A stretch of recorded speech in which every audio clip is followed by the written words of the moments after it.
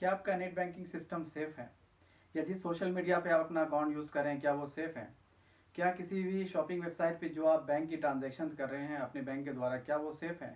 या आपके net office के नेटवर्किंग सिस्टम या HRMS या CRM मैनेजमेंट सिस्टम जो चला रहे हैं क्या वो सेफ है? सो गाइस, जब भी सेफ और अनसेफ की बात आती है, ये जब थ्रेट मन में आता है तो सबसे पहले ख्याल आता होगा हैकर्स का। जी हाँ, क्योंकि हम जानते हैं हैकर्स ही वो पर्सनालिटीज़ हैं जो इन सब चीज़ों के पीछे होते हैं इनको सेफ और अनसेफ रखने में। सो गाइस, आज की वीडियो में मैं आपको बताने वाला हूँ कि हैकर्स कौन होते हैं, क्या होते हैं और कितने तरह के होते हैं और उनके काम करने का तरीका क्या होता है और इस टेक्निकल दुनिया में उनकी किस तरह से हुकूमत है हैकर्स की। तो गाइस, अगर आपने मेरे चैनल को सब्सक्राइब नहीं किया है तो आपसे रिक्वेस्ट है कि मेरे चैनल को सब्सक्राइब कर लें ताकि आगे आने वाली इसी तरह की वीडियोस के लिए आपको सबसे पहले नोटिफिकेशन मिलती रहे और किसी भी तरह की वीडियो को आप मिस ना करें। सो गाइस, मेरा नाम महफूज बीर आलम, आप देख रहे हैं मेरा चैनल एडवांस डिजिटल भारत। तो गाइस, चलिए शुरू करते हैं।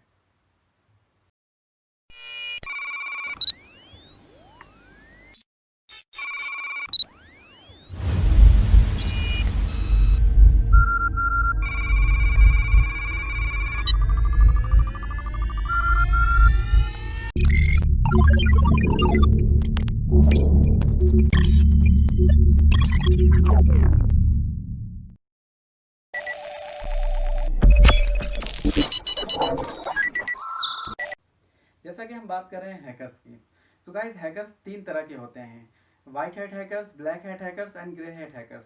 सबसे पहले मैं आपको ये बताना चाहूँगा कि ये जो टर्म्स है हैकर्स का, white hat and black hat, जो भी टर्म्स आप सुनते हैं ये एक्चुअली वेस्टर्न मूवीज़ से लिए गए हैं। वेस्टर्न मूवीज़ में जैसा कि आपने देखा होगा कि जो बैड गाइज होते हैं उनको ब्लैक हैट से रिप्रेजेंट किया जाता है और जो गुड गाइज होते हैं उनको वाइट हैट से रिप्रेजेंट किया जाता है।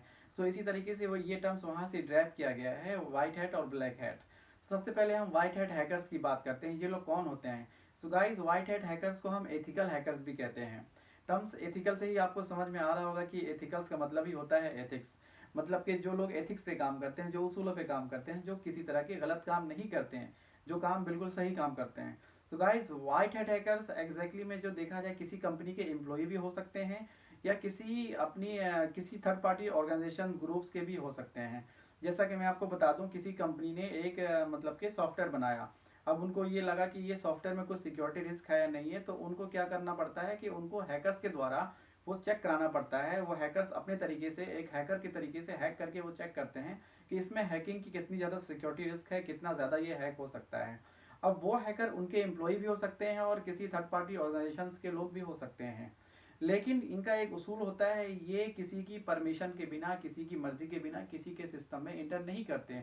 जब उनको परमिशन मिलती है किसी सिस्टम ओनर के द्वारा कि आप हमारे सिस्टम में, हमारे सॉफ्टवेयर में या हमारे नेट बैंकिंग के मैनेजमेंट सिस्टम में आप इंटर करें, तो ही वो इंटर करते हैं। और इंटर करके जो भी प्रॉब्लम्स होते हैं उनके सिस्टम में, जो भी खामियां होती हैं, जो भी एरर्स होते हैं, जो भी हैकिंग रिस्क होते हैं, वो उस सिस्टम मैनेजमेंट ओनर को बता दिया जाता है और उनको उसके बदले में सैलरी या जो भी चार्जेस होते हैं वो उनके वो मिलते हैं। अगर एम्प्लॉय है तो सैलरी मिलेगी, और अगर ऑर्गेनाइजेशन है, इंडिपेंडेंट ऑर्गेनाइजेशन है, तो जो भी उनके चार्जेस होते हैं वो लेते हैं। लेकिन वो किसी तरह का गलत काम नहीं करते, वो परमिशन के बाद इंटर करते हैं और इंटर करके सिक्योरिटी रिस्क जो होती है वो उन्हें बताते हैं और ठीक भी करते हैं। सो गाइस, ये होते हैं व्हाइट हैट हैकर्स जो कि एथिकल हैकर्स हैं। इसके बाद मैं आपको बता दूं ब्लैक हैट हैकर्स के बारे में।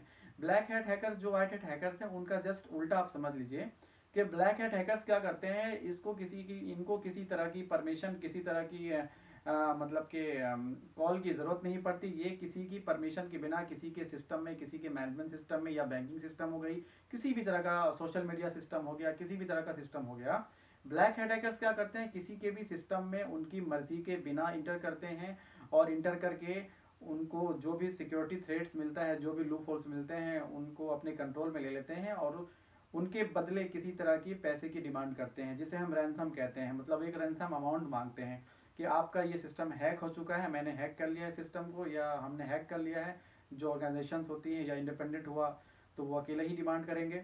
सो वो बताते हैं कि हमने आपके सिस्टम को हैक कर लिया है और आपका सिस्टम हमारे कंट्रोल में है।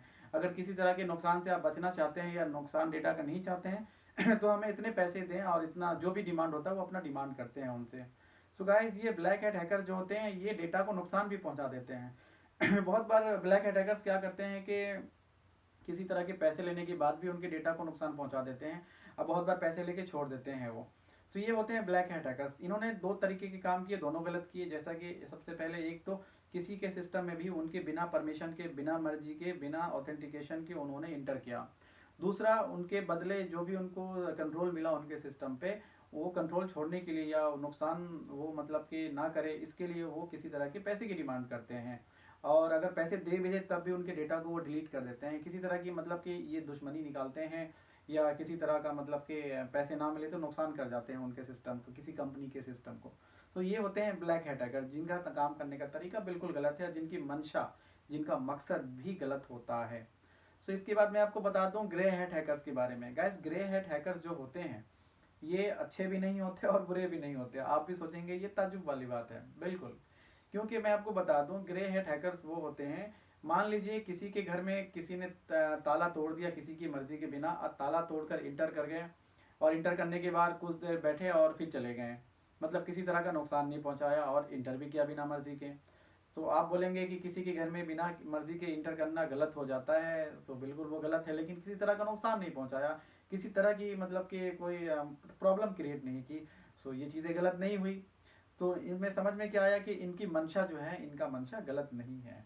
सो ये होता है ग्रे हैट हैकर्स। मतलब ये किसी के सिस्टम में बिना परमिशन के, बिना मर्जी के इंटर कर जाते हैं, और इंटर करने के बाद क्या करते हैं, वो एक तरह की फन क्रिएट करते हैं। मतलब कि जैसा कि आपने देखा होगा किसी कंपनी की वेबसाइट को हैक होते हुए, कि हैक होके वो कुछ भी आई लव यू या कुछ भी लिख के चले जाते हैं और फिर छोड़ देते हैं। ये ग्रे हैट हैकर्स होते हैं, जो एक तरह के आप मनचले समझ लीजिए, या एक तरह के अलग मेंटेलिटी वाले लोग होते हैं, जिसका मकसद किसी चीज़ को गलत तरीके से नुकसान पहुंचाना नहीं होता, बस एक शौक होता है हैकिंग करके ये उनके सिस्टम को फिर वापस छोड़ देते हैं। ये होते हैं ग्रे हैट हैकर, क्योंकि इनका एरिया ग्रे है। इनमें आप सही और गलत डिसाइड नहीं कर सकते, क्योंकि एक तरीका जो है इनका वो गलत है, क्योंकि सिस्टम में बिना परमिशन के एंट्री कर ली, और दूसरा तरीका जो है सही है, कि ब्लैक हैकर्स जो होते हैं उनकी तरह इन्होंने किसी पैसे की डिमांड नहीं की, उनकी तरह इन्होंने किसी डेटा को नुकसान नहीं पहुंचाया। सो गाइज, ये तीन तरह के हैकर्स होते हैं जो मैंने अभी आपको डिफाइन किए हैं। सो गाइज, मैं आपको बताना चाहूँगा कि आज के इस जनरेशन में, इस टेक्निकल साइबर सिक्योरिटी या साइबर की दुनिया में जो है हैकर्स किंग है, एक तरह के राजा माना जाता है इनको, क्योंकि ये मतलब कि गॉड है, मतलब कि खुदा है इस टेक्निकल दुनिया की। ये कभी भी चाहें तो किसी भी सिस्टम को हैक कर सकते हैं, ये नुकसान पहुंचा सकते हैं। ये कोई मामूली लोग नहीं होते हैं, ये मतलब देखने में हमारे और आपके जैसे ही होते हैं, बट इनके काम करने का तरीका और इंटरनल जो होता है वो बिल्कुल अलग होता है, जो हम और आप एब्जॉर्ब नहीं कर सकते, इस तरीके से हम नहीं पहचान सकते हैं। सो गाइस, जैसा कि मैं आपको बता दूं, हैकर्स की जो मार्केट में डिमांड है, इंटरनेशनल लेवल पे जो डिमांड है वो क्या है, आप इसी से समझ जाएं कि हैकर्स जो होते हैं इनका जो होता है, मान लीजिए कोई बड़ी बड़ी कंपनी है, एप्पल है, माइक्रोसॉफ्ट है या गूगल है, ये जब अपनी किसी सिस्टम को बनाते हैं, सो ऑब्वियसली इतनी बड़ी कंपनी है तो हज़ारों की संख्या में इनके पास हैकर्स होंगे एम्प्लॉयज़ के तौर पे, या किसी ऑर्गेनाइजेशन के साथ इनके कॉन्ट्रैक्ट भी होंगे। इनके बावजूद भी जो भी इनका सिस्टम तैयार होगा वो स्ट्रांग ही होगा। सो गाइज, स्ट्रांग सिस्टम तैयार होने के बाद भी एप्पल, गूगल या माइक्रोसॉफ्ट, ये सारी कंपनियां क्या करते हैं, इंटरनेशनल लेवल पे या नेशनल लेवल पे एक कंपटीशन रखते हैं कि जो भी इनके सिस्टम में किसी तरह की सिक्योरिटी रिस्क दिखा देगा, किसी भी तरह की प्रॉब्लम्स दिखा देगा इनके सिस्टम में, उनको एक अच्छे अवार्ड से, एक अच्छे रिवॉर्ड से नवाजा जाएगा। सो गाइज, ये चैलेंजेस हैकर्स के सामने रखी जाती है कि कोई भी चाहे तो अब हमारे सिस्टम में, या माइक्रोसॉफ्ट या गूगल हो या एप्पल हो, उनके सिस्टम में सिक्योरिटी रिस्क दिखा सकते हैं, और दिखाने के बाद मतलब कि उनको एक रिवॉर्ड दिया जाता है, मिलियन मिलियन डॉलर्स में उनको रिवॉर्ड दिया जाता है। सो गाइज, इसी तरीके से उनको ये पता भी लग जाता है कि उनके सिस्टम में एग्जैक्टली में कोई रिस्क है भी या नहीं है। जो बड़ी कंपनियां होती हैं वो इसी तरीके से करते हैं। सो गाइज, इसका रीज़न मैं बता दूं, जैसा कि आपको जहाँ तक मेरी जो नॉलेज है उसका रीज़न ये है कि मान लीजिए माइक्रोसॉफ्ट में या एप्पल में या गूगल में जो भी एम्प्लॉयज़, जो भी हैकर्स काम कर रहे हैं एम्प्लॉय के तौर पे, मान लीजिए, इसका मतलब ये नहीं है कि वो दुनिया के सबसे अच्छे हैकर्स हैं। सो मतलब किसी सिस्टम को जब बनाया जाता है तो उसमें हैकर्स की ज़रूरत पड़ती है सिक्योरिटी को पुट करने में। जब किसी सिस्टम को हैक किया जाता है तो भी हैकर्स करते हैं। एक कहावत हमारे देश में बहुत फेमस है, जैसा कि आपने सुना होगा, कि लोहा लोहे को काटता है। इसी तरीके से हैकर्स हैकर्स को काटता है। मतलब हैकर्स ही बचा सकता है हैकर से की जाने वाली चोरी को, की जाने वाले नुकसान को, या हैकर के द्वारा जो चीज़ों जो चोरी और नुकसान को रोका जाता है उसको कोई हैकर ही मतलब कि कर सकता है। इसीलिए ये साबित नहीं होता कि माइक्रोसॉफ्ट में, गूगल में या एप्पल में जो भी हैकर्स काम कर रहे हैं वो दुनिया के सबसे अच्छे हैकर्स हैं, और उनके द्वारा जो सिस्टम बनाए जा रहे हैं वो दुनिया के सबसे अच्छे सिस्टम हैं। इसका ये हरगिज़ मतलब नहीं होता। इसलिए मतलब कि गाइस देखा गया है कि क्या होता है कि अलग अलग ऑर्गेनाइजेशंस या इंटरनेशनल लेवल पे वो इनविटेशन देते हैं हैकिंग कंपटीशन के लिए कि हैकिंग करके हमारे सिस्टम की जो प्रॉब्लम है, रिस्क है, बताएं। उसके बाद क्या होता है, लोग आते हैं पूरी दुनिया से और जो हैकर्स होते हैं बड़े बड़े सब आते हैं, सारे लोग हिस्सा लेते हैं। उनके बाद वो उनके सिस्टम में जो प्रॉब्लम्स होते हैं वो उनको बताते हैं। इससे क्या होता है, उनको इंटरनेशनल लेवल पे ये भी पता चल जाता है कि हमारा सिस्टम कितना पावरफुल है। अगर नहीं होता, अगर तो फिर हैकर हैक कर लेते हैं या हैक भी हो जाती है तो भी वो पावरफुल है, क्योंकि वो उसको ठीक कर लिया जाता है बाद में, इससे पता चलता है।